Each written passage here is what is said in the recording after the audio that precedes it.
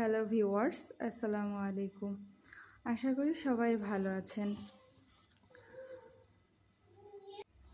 মাঝে মাঝে কোথাও ঘুরতে গেলে মনটা একটু ভালোই লাগে, কারণ মানুষ সারাক্ষণ একা একা বসবাস করতে পারে না। আর যদি মানুষ সারাক্ষণ বাসায় থাকে তাহলে তারা তৈরি হয় মানসিক রোগীতে। কারণ প্রকৃতির কাছে গেলে, প্রকৃতির ফ্রেশ বাতাস পেলে সব মানুষের মনের মধ্যে একটা প্রশান্তি অনুভূত হয়।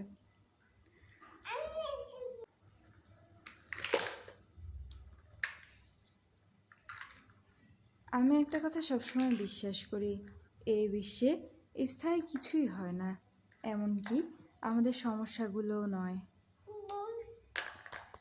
কোনো কাজ করার আগে অবশ্যই তা নিয়ে চেষ্টা করতে হয়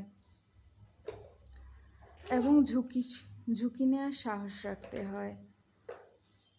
ঝুঁকি নেওয়ার জন্য যার যথেষ্ট সাহস নেই, সে কিছুই অর্জন করতে পারে না। মর্যাদা ধরে রাখতে শিখুন, কারণ এই মর্যাদা একসময় আমাদের লক্ষ্যে পৌঁছে দেয়।